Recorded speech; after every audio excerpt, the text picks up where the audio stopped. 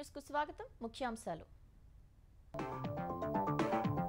తెలంగాణలో నేటి నుంచి గ్రూప్ 1 మెయిన్స్ పరీక్షలు. విస్తృత ఏర్పాట్లు చేసిన ప్రభుత్వం. కేంద్రాల వద్ద గట్టి బందోబస్తు.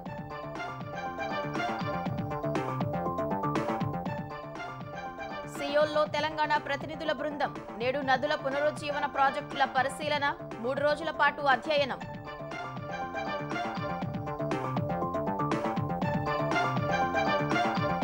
రేపు అమరావతిలో జాతీయ డ్రోన్ సదస్సు.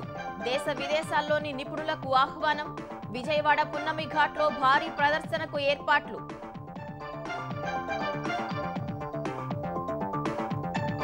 దళిత యువకుడి హత్య కేసులో దర్యాప్తు ముమ్మరం.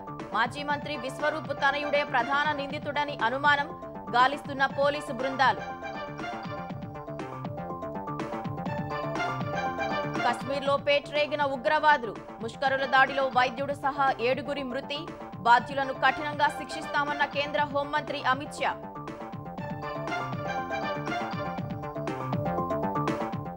యుఎన్ఎస్సిలో భారత్కు శాశ్వత సభ్యత్వం ఉండాలన్న రష్యా.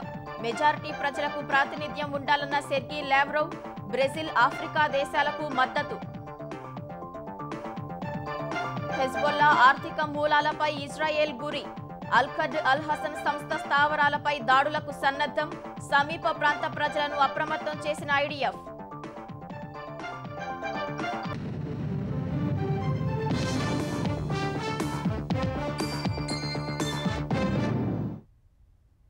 పరీక్షలు వాయిదా వేయాలన్న డిమాండ్ల మధ్య నేటి నుంచి గ్రూప్ 1 మెయిన్స్ ప్రారంభం కానున్నాయి. ఈ పరీక్షల కోసం టీజీపీఎస్సీ విస్తృతమైన ఏర్పాట్లు చేసింది. మధ్యాహ్నం 1:30 తర్వాత పరీక్ష కేంద్రాల్లోకి అనుమతించబోమని పేర్కొంది. మొదటి రోజు పరీక్ష రాసిన హాల్ టికెట్తోనే అన్ని పరీక్షలు రాయాలని టీజీపీఎస్సీ అభ్యర్థులకు సూచించింది. జీవో 29 రద్దు చేయాలన్న ఆందోళనల మధ్య గ్రూప్ 1 మెయిన్స్ పరీక్షలు ఇవాళ్టి నుంచి ఈ నెల 27వ తేదీ వరకు జరగనున్నాయి. మధ్యాహ్నం 2 నుంచి సాయంత్రం 5 గంటల వరకు పరీక్షలు జరగనున్నాయి. మొత్తం 31,383 మంది అభ్యర్థులు హాజరు కానుండగా వారి కోసం గ్రేటర్ పరిధిలో 46 కేంద్రాల్ని టీజీపీఎస్సీ ఏర్పాటు చేసింది. హైదరాబాద్ లో 8, రంగారెడ్డి 11, మేడ్చల్లో 27 పరీక్షా కేంద్రాలు ఉన్నాయి. అభ్యర్థుల్ని మధ్యాహ్నం 12:30 నుంచి పరీక్షా కేంద్రాల్లోకి అనుమతిస్తారు. మధ్యాహ్నం 1:30 తర్వాత పరీక్షా కేంద్రాల్లోకి అనుమతించబోమని టీజీపీఎస్సీ స్పష్టం చేసింది. ముందుగానే పరీక్షా కేంద్రాలకు చేరుకోవాలని అభ్యర్థులకు సూచించింది. స్క్రైబ్ల సాయంతో పరీక్ష రాసే వారి కోసం 4 పరీక్షా కేంద్రాలు ఏర్పాటు చేసిన టీజీపీఎస్సీ అలాంటి వారికి మరో గంట అదనపు సమయం కేటాయిస్తున్నట్లు తెలిపింది. గ్రూప్ 1 మెయిన్స్ పరీక్షలు వాయిదా వేయాలని పలువురు ఆందోళన చేస్తున్న నేపథ్యంలో పరీక్షా కేంద్రాల వద్ద కట్టుదిట్టమైన భద్రతా ఏర్పాట్లు చేశారు. అన్ని కేంద్రాల్లో సీసీ కెమెరాల్ని ఏర్పాటు చేసి టీజీపీఎస్సీ కార్యాలయానికి అనుసంధానం చేశారు. పరీక్షా నిర్వహణను అధికారులు ఎప్పటికప్పుడు పర్యవేక్షించనున్నారు.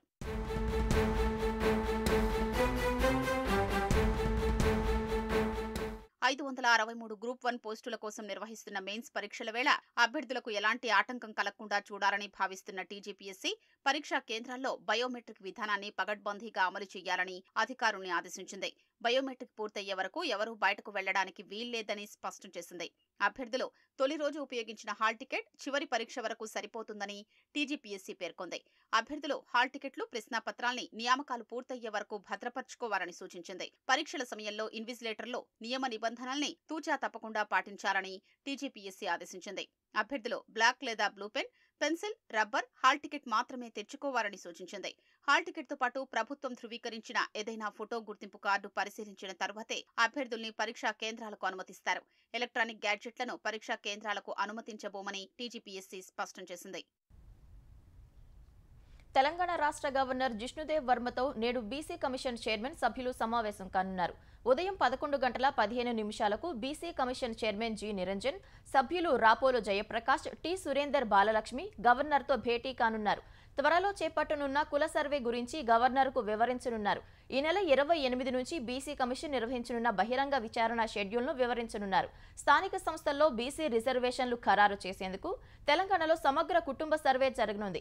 ప్రణాళిక విభాగంతో కలిసి ఇంటింటి సర్వే చేయనున్న బీసీ కమిషన్ సుమారు 60 అంశాలపై ప్రజల నుంచి వివరాలు సేకరించనుంది. బీసీలతో పాటు అన్ని వర్గాల సామాజిక, రాజకీయ, ఆర్థిక, విద్య, ఉద్యోగ స్థితిగతులపై అధ్యయనం చేయనున్న బీసీ కమిషన్ ప్రభుత్వానికి నివేదిక సమర్పించనుంది. మూసీ నది పునరుజ్జీవం కోసం దక్షిణ కొరియాలో పర్యటిస్తున్న తెలంగాణ ప్రతినిధుల బృందం ఇవాళ చుంగై చున్ రివర్ ఫ్రంట్ ను సందర్శించనుంది.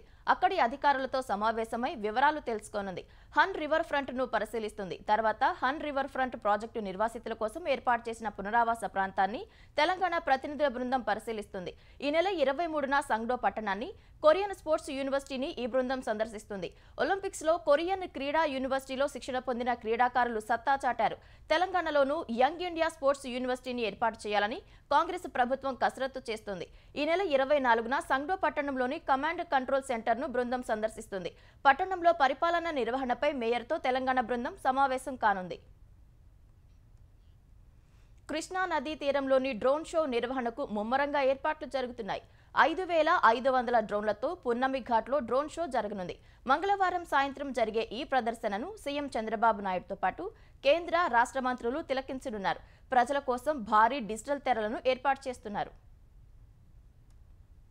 డ్రోన్ సాంకేతికత వినియోగంలో ఏపీని దేశానికి రాజధానిగా మార్చేందుకు ప్రభుత్వం చర్యలు చేపట్టింది. డ్రోన్ సాంకేతికతను సమర్థంగా వినియోగించుకుని పలు దేశాలు అద్భుత ఫలితాలు సాధిస్తుండటంతో ఆ దిశగా ఏపీ ప్రభుత్వం అడుగులు వేస్తోంది. డ్రోన్ కార్పొరేషన్ ఏర్పాటు చేసిన ప్రభుత్వం పాలనతో పాటు విపత్తు నిర్వహణ, ప్రజల జీవితంలో మార్పునకు డ్రోన్ సాంకేతిక పరిజ్ఞానాన్ని వినియోగించుకోవడంపై కసరత్తు చేసింది. ఇందులో భాగంగా రేపు, ఎల్లుండి అమరావతిలో 2 రోజుల పాటు జాతీయ డ్రోన్ సదస్సు నిర్వహిస్తోంది. పున్నమి ఘాట్ వద్ద నిర్వహించే డ్రోన్ షోను ప్రజలందరూ తిలకించడానికి విజయవాడ నగరంలో భారీ ఏర్పాట్లు చేశారు. 5 చోట్ల డిజిటల్ తెరలు ఏర్పాటు చేసి డ్రోన్ షోను ప్రత్యక్ష ప్రసారం చేయనున్నారు. మంగళగిరి సీకే కన్వెన్షన్లో రేపు అమరావతి డ్రోన్ సమ్మిట్ ను సీఎం చంద్రబాబు ప్రారంభించనున్నారు. ఈ సదస్సులో పౌర విమానయాన శాఖ మంత్రి రామ్మోహన్ నాయుడు, మంత్రులు లోకేష్, బీసీ జనార్దన్ రెడ్డి పాల్గొంటారు. అదే రోజు సాయంత్రం పున్నమి ఘాట్లో డ్రోన్ షో, క్రాకర్ షో నిర్వహిస్తారు. ఇటీవల సంభవించిన వరదల్లో డ్రోన్లను సమర్థవంతంగా వినియోగించుకున్న ఏపీ ప్రభుత్వం వాటికి మరింత ఊతమిచ్చి ప్రోత్సహించాలని లక్ష్యంగా పెట్టుకుంది. దాదాపు 5 లక్షల ఉద్యోగావకాశాలు ఈ రంగంలో కల్పించవచ్చని అంచనా వేస్తోంది. అయితే ఈ రంగంలో ఉన్న అవకాశాలు, సవాళ్లు, వాటి పరిష్కార మార్గాలపై జాతీయ డ్రోన్ సదస్సులో మేధావులు, సాంకేతిక నిపుణులతో చర్చలు జరపనుంది. ముంబై, తిరుపతి, హైదరాబాద్ ఐఐటీలకు చెందిన డ్రోన్ల నిపుణులు, అనుభవజ్ఞులు, విదేశాలకు చెందిన సాంకేతిక నిపుణుల్ని ఈ సదస్సుకు ఆహ్వానించింది. ఈ సమ్మిట్ సందర్భంగా ఉత్సాహికులకు హ్యాకథాన్ పోటీ నిర్వహించనున్నారు. ఆత్మనిర్భర్లో భాగంగా 2030 కల్లా ప్రపంచంలోనే భారత్ డ్రోన్ల తయారీకి ప్రధాన కేంద్రంగా ఎదిగేలా వ్యూహరచన చేస్తున్నారు. కేంద్ర హోంమంత్రి అమిత్ షాతో మంత్రి నారా లోకేష్ ఢిల్లీలో సమావేశమయ్యారు. దాదాపు 40 నిమిషాల పాటు జరిగిన ఈ భేటీలో ఏపీకి సంబంధించిన అనేక అంశాలు చర్చకు వచ్చినట్లు తెలిసింది. ఏపీకి సంబంధించిన పలు సమస్యల పరిష్కారానికి సంబంధించి వినతి పత్రం సమర్పించిన లోకేష్ పెండింగ్ ప్రాజెక్టులకు మోక్షం కల్పించడంతో పాటు కొన్నింటికి నిధులు కేటాయించాలని కోరారు. వీలైనంత ఎక్కువ సాయం అందించి ఏపీ అభివృద్ధికి సహకరించాలని కేంద్ర మంత్రి అమిత్ షాను లోకేష్ కోరారు. కూటమి ప్రభుత్వం ఏర్పడిన తర్వాత ఏపీలో చేపట్టిన వివిధ కార్యక్రమాలను అమిత్ షాకు వివరించారు. ఏపీ బలమైన రాష్ట్రంగా ఎదిగేందుకు కేంద్రం నుంచి పూర్తి సహకారం ఉంటుందని హోంమంత్రి అమిత్ షా భరోసా ఇచ్చినట్లు తెలిసింది. ఏపీ సమస్యల పరిష్కారానికి సానుకూలంగా స్పందించినందుకు అమిత్ షాకు ఎక్స్ ద్వారా లోకేష్ కృతజ్ఞతలు తెలిపారు. వైఎస్ఆర్ జిల్లాలో ఇంటర్ విద్యార్థిని హత్య కేసులో నిందితుడికి త్వరగా శిక్ష పడేందుకు ఫాస్ట్ ట్రాక్ కోర్టు విచారణకు పోలీసులు సిఫార్సు చేయనున్నారు. పోలీసులు ఈ కేసును 24 గంటల్లో ఛేదించారు. బద్వేలుకు చెందిన ఇంటర్ విద్యార్థిని నిందితుడు విఘ్నేష్ ఎదురెదురు ఇళ్లలో ఉండేవారు. 5 ఏళ్ల నుంచి ఇద్దరి మధ్య ప్రేమ వ్యవహారం నడిచింది. 6 నెలల క్రితం విఘ్నేష్ మరో యువతిని ప్రేమ వివాహం చేసుకున్నాడు. ఈ విషయం తెలుసుకున్న ఆమె తనను పెళ్లి చేసుకోవాలని ఒత్తిడి తెచ్చింది. ఎలాగైనా ఆమెను అడ్డు తొలగించుకోవాలనుకున్న విఘ్నేష్ పక్కా పథకం ప్రకారం పెట్రోల్ పోసి నిప్పంటించాడని పోలీసులు తెలిపారు. ఫాస్ట్రాక్ కోర్టు ద్వారా విచారణ జరిపి నిందితుడికి త్వరగా శిక్ష పడేలా చూస్తామని వైఎస్ఆర్ జిల్లా ఎస్పీ హర్షవర్ధన్ రాజు తెలిపారు. కాకపోతే నేను సూసైడ్ చేసుకొని చనిపోతానని చెప్పిన పిమ్మట ఇద్దరు కూడా కలిసి ఇప్పుడు ఏదైతే సెంచరీ ప్లైవుడ్ ఫ్యాక్టరీ ఉందో అక్కడ దిగిన తర్వాత అక్కడ ఒక హెలిప్యాడ్ ఉంది, అక్కడ నుంచి లోపలికి వెళ్ళడం జరిగింది. ఆ పాప ఇతన్ని పెళ్లి చేసుకోమని చెప్పి అడగగా వాడు పెళ్లి చేసుకోవడానికి ఇష్టం లేదు, నేను ఎలా పెళ్లి చేసుకుంటా అని చెప్పి వాళ్ళిద్దరి మధ్య వాగ్వాదం జరిగినట్టు, ఆ తర్వాత పాపను నెట్టి పాప పైన ఈ పెట్రోల్ పోసి తగలబెట్టాడని చెప్పి మనకు తెలిసింది. సో అతన్ని విచారించగా కూడా ఆ పాప ఏదైతే మనకు వాంగ్మూలం ఇచ్చిందో అది అతను కూడా అదే విధంగా మనకు చెప్పడం జరిగింది. సో దీనికి సంబంధించి ఏదైతే ఎవిడెన్స్ పార్ట్ ఉందో అదంతా కూడా మేము ప్రాపర్ గా ఇన్వెస్టిగేషన్ ప్రాపర్ గా చేస్తాము. సో ఇదంతా కూడా ఇతను బాగా ప్రీ ప్లాన్డ్ గానే ఆ పాపను ఏదో చేయాలన్న ఉద్దేశంతో చేశాడు. ఆంధ్రప్రదేశ్లో శాంతి భద్రతలను కాపాడటంలో తెలుగుదేశం ప్రభుత్వం విఫలమైందని వైసీపీ అధ్యక్షుడు వైఎస్ జగన్ ఆరోపించారు. మహిళలు, బాలికలకు రక్షణ ఇవ్వలేకపోతోందని ఇదేమి రాజ్యమంటూ సామాజిక మాధ్యమం ఎక్స్లో ప్రశ్నించారు. ప్రతిరోజు ఏదో చోట అత్యాచారాలు, హత్యలు, వేధింపులు సర్వసాధారణంగా మారినట్లు విమర్శించారు. బద్వేలులో కాలేజీ విద్యార్థినిపై పెట్రోల్ పోసి నిప్పు పెట్టి ప్రాణాలు తీసిన ఘటన అత్యంత హేయమన్నారు. మృతురాలి కుటుంబానికి సానుభూతి తెలిపిన జగన్ ఈ ఘటనకు ప్రభుత్వం, పోలీసుల వైఫల్యమే కారణమన్నారు. వైసీపీ హయాంలో బాలికలు, మహిళల భద్రత కోసం చేపట్టిన దిశ కార్యక్రమాన్ని ఉద్దేశపూర్వకంగా నీరుగారుస్తున్నారని జగన్ మండిపడ్డారు. ఇదేమి రాజ్యమంటూ ఎక్స్లో మాజీ సీఎం జగన్ చేసిన పోస్టుకు మంత్రి లోకేష్ గట్టిగా బదులిచ్చారు. 5 ఏళ్లు గంజాయి, మాదక ద్రవ్యాల్ని వ్యాప్తి చేసి సొమ్ము చేసుకున్నారని, ఊరుకో ఉన్మాదిని పెంచి పోషించి ప్రజలపైకి వదిలారని విమర్శించారు. వివేక హత్య కేసులో అవినాష్ రెడ్డిని జగన్ కాపాడారంటూ లోకేష్ ఆరోపించారు. దళితుడి హత్య కేసులో నిందితుడు అనంతబాబును ఇంటికి పిలిచి భోజనం పెట్టారని, ఎర్రచందనం స్మగ్లర్లకు టికెట్ ఇచ్చిందెవరని జగన్ను ప్రశ్నించారు. అలాంటి వ్యక్తి శాంతి భద్రతల గురించి మాట్లాడటం విడ్డూరంగా ఉందని లోకేష్ మండిపడ్డారు. వైసీపీ పాలనలో 2027 మంది మహిళలు హత్యలు, 30,000 మంది అదృశ్యంపై ఒక్కసారైనా సమీక్షించి కనీసం ఖండించారా అని మంత్రి లోకేష్ ప్రశ్నించారు. వైసీపీ పాలనలో 192 మంది ఎస్సీలు, 58 మంది ఎస్టీల హత్యలు జరిగాయన్నారు. లేని దిశ చట్టాన్ని ఉన్నట్లు జగన్ ప్రచారం చేశారని, పోలీస్ స్టేషన్లు పెట్టి యాప్ డౌన్లోడ్ చేయించారని దుయ్యబట్టారు. ఆంధ్రప్రదేశ్లో నేరాలకు వైసీపీ పోషించిన గంజాయి బ్యాచ్లే కారణమని లోకేష్ ఆరోపించారు. జమ్మూ కాశ్మీర్లో ఉగ్రవాదులు మరోసారి రెచ్చిపోయారు. గందర్బల్ జిల్లాలోని సోన్మార్గ్ ప్రాంతంలో శ్రీనగర్ లేహ్ జాతీయ రహదారి సొరంగ మార్గం పనులు చేస్తున్న కార్మికులపై కాల్పులు జరిపారు. ఆదివారం సాయంత్రం కూలీలు పని ముగించుకొని క్యాంపునకు తిరిగి చేరుకుంటున్న సమయంలో ముష్కరులు విచక్షణారహితంగా కాల్పులు జరిపారని అధికారులు తెలిపారు. ఈ ఘటనలో 6 కార్మికులు, ఓ వైద్యుడు ప్రాణాలు కోల్పోయారు. పలువురు గాయపడ్డారు. 2 కార్మికులు అక్కడికక్కడే మృతి చెందారు. వైద్యుడు సహా మరో 5 ఆసుపత్రిలో చికిత్స పొందుతూ ప్రాణాలు కోల్పోయారు. 2 ఉగ్రవాదులు కాల్పులకు పాల్పడినట్లు పోలీసులు భావిస్తున్నారు. సమాచారం అందుకున్న భద్రతా దళాలు ఘటనా స్థలానికి చేరుకొని ఆ ప్రాంతాన్ని తమ ఆధీనంలోకి తీసుకున్నాయి. ముష్కరుల కోసం వేట కొనసాగుతోంది. ఉగ్రదాడిని కేంద్ర హోంమంత్రి అమిత్ షా ఖండించారు. కాల్పుల ఘటనను హేయమైన చర్యగా అభివర్ణించిన ఆయన బాధ్యులను వదిలిపెట్టేది లేదని ఎక్స్లో పోస్టు చేశారు. ఉగ్రదాడిని జమ్మూ కశ్మీర్ సీఎం ఒమర్ అబ్దుల్లా తీవ్రంగా ఖండించారు. పిరికి పందల చర్య అని సామాజిక మాధ్యమం ఎక్స్లో పేర్కొన్నారు. మృతుల కుటుంబాలకు సానుభూతి ప్రకటించారు. డాక్టర్ బిఆర్ అంబేద్కర్ కోనసీమ జిల్లాలో 2 ఏళ్ల క్రితం జరిగిన దళిత యువకుడి హత్య కేసులో ప్రధాన నిందితుడు మాజీ మంత్రి విశ్వరూప్ కుమారుడు శ్రీకాంత్ అని తెలుస్తోంది. ఇన్నాళ్లు ఆ కేసును పట్టించుకొని పోలీసులు తాజాగా మంత్రి వాసంశెట్టి సుభాష్ చొరవతో దర్యాప్తు చేపట్టారు. నెల రోజుల క్రితం మృతుడు దుర్గాప్రసాద్ భార్య శ్రావణ సంధ్య మంత్రిని కలిసి తన భర్తను చంపిన వారిని శిక్షించి తనకు న్యాయం చేయాలని కోరారు. మంత్రి ఈ విషయాన్ని డీజీపీ దృష్టికి తీసుకెళ్లారు. కొత్తపేట డీఎస్పీ గోవిందరావు ఆధ్వర్యంలో దర్యాప్తు చేపట్టిన పోలీసులు ఈ కేసులో మరో నిందితుడు ధర్మేష్ ను ఇటీవల అరెస్టు చేసి రిమాండ్కు పంపించారు. హత్యకు సూత్రధారిగా భావిస్తున్న మాజీ మంత్రి తనయుడు శ్రీకాంత్తో పాటు మరో 4 నిందితుల కోసం పోలీసులు గాలిస్తున్నారు. ఆంధ్రప్రదేశ్ ఉప ముఖ్యమంత్రి పవన్ కళ్యాణ్ ఇవాళ విజయనగరం జిల్లాలో పర్యటించనున్నారు. అతిసారంతో బాధపడుతున్న గుర్ల గ్రామ ప్రజలను ఆయన పరామర్శిస్తారు. తర్వాత స్థానిక పరిస్థితులపై అధికారులతో పవన్ సమీక్షించనున్నారు. ఇటీవల గుర్ల గ్రామానికి చెందిన పలువురు డయేరియా బారిన పడి ఆసుపత్రిలో చికిత్స పొందుతున్నారు. ఆ గ్రామంలో వైద్య శిబిరం నిర్వహించి బాధితులకు పరీక్షలు నిర్వహిస్తున్నారు. డయేరియా ఘటనపై పూర్తిస్థాయి విచారణకు సీఎం చంద్రబాబు ఇప్పటికే ఆదేశించారు. సంచలనం సృష్టించిన ముంబై నటి కేసుకు సంబంధించిన దస్త్రాలను ఆంధ్రప్రదేశ్ సిఐడి అధికారులు ఇవాళ స్వాధీనం చేసుకున్నారు. విజయవాడ పోలీసుల నుంచి ఫైళ్లను తీసుకున్నారు. కృష్ణా జిల్లా గన్నవరంలోని టీడీపీ కార్యాలయంపై వైసీపీ నేతల దాడి కేసులకు సంబంధించిన రికార్డులను ఇప్పటికే సిఐడి అధికారులు స్వాధీనం చేసుకున్నారు. ఇటీవల ఈ కేసు రికార్డులను మంగళగిరిలోని సిఐడి ప్రధాన కార్యాలయంలో దర్యాప్తు అధికారులకు గన్నవరం పోలీసులు అందజేశారు. ఈ 2 కేసుల దర్యాప్తు బాధ్యతలను సిఐడికి అప్పగిస్తూ డీజీపీ ద్వారకా తిరుమలరావు ఆదేశాలు జారీ చేశారు. ముంబై నటి కేసులో ఇప్పటి వరకు దర్యాప్తు అధికారిగా వ్యవహరించిన ఇబ్రహీంపట్నం సీఐ చంద్రశేఖర్ ను పలుసార్లు సిఐడి కార్యాలయానికి పిలిపించి మాట్లాడారు. ఇప్పటి వరకు సాగిన దర్యాప్తు, ఐపీఎస్ అధికారుల పాత్రకు సంబంధించి ఆధారాలను పరిశీలించారు. ఈ 2 కేసులను విచారించేందుకు దర్యాప్తు అధికారులను సిఐడి చీఫ్ రవిశంకర్ అయ్యన్నార్ నియమించినట్లు తెలిసిందే. హైదరాబాద్లో అక్రమంగా నడుస్తున్న పబ్బులపై పోలీసులు కొరడా ఝుళిపించారు. జూబ్లీహిల్స్, బంజారాహిల్స్, మాదాపూర్ తదితర ప్రాంతాల్లోని పబ్బుల్లో అనేక అక్రమాలు బయటపడటంతో క్రమంగా సోదాలు జరుపుతున్నారు. తాజాగా బంజారాహిల్స్ రోడ్ నెంబర్ 3లోని టాస్ పబ్బు నిబంధనలకు విరుద్ధంగా పనిచేస్తున్నట్లు గుర్తించారు. బార్, రెస్టారెంట్కు అనుమతి తీసుకుని పబ్బు నిర్వహిస్తున్నట్లు పోలీసులు గుర్తించారు. పబ్ యాజమాన్యం పబ్బుకు వచ్చేవారిని ఆకర్షించేందుకు కొందరు యువతులతో ఒప్పందం కుదుర్చుకున్నట్లు పోలీసులు తెలిపారు. పబ్బు నిర్వాహకులతో పాటు పలువురు యువతులను అరెస్టు చేశారు. పబ్బుల నుంచి భారీ శబ్దాలు వస్తే ఫిర్యాదు చేయాలని పోలీసులు స్థానికులకు సూచించారు.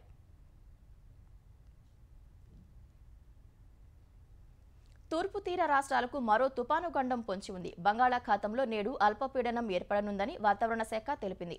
మంగళవారం నాటికి ఇది వాయుగుండంగా బలపడి బుధవారానికి తుపానుగా మారుతుందని పేర్కొంది. ఈ తుపాను ప్రభావం ఒడిశా, పశ్చిమ బెంగాల్ రాష్ట్రాలపైనే ఎక్కువగా ఉంటుందని వాతావరణ శాఖ అంచనా వేసింది. తుపాను భువనేశ్వర్ వద్ద లేదా పశ్చిమ బెంగాల్, బంగ్లాదేశ్ మధ్యలో తీరం దాటే అవకాశం ఉన్నట్లు తెలిపింది. అల్పపీడనం ప్రభావంతో గురువారం నుంచి శనివారం వరకు ఉత్తర కోస్తాలో విస్తారంగా వర్షాలు కురుస్తాయని అమరావతిలోని వాతావరణ కేంద్రం సంచాలకులు స్టెల్లా ప్రకటించారు. సముద్రం అలజడిగా మారుతుందని, గురువారం వరకు మత్స్యకారులు వేటకు వెళ్లరాదని విపత్తుల నిర్వహణ సంస్థ సూచించింది.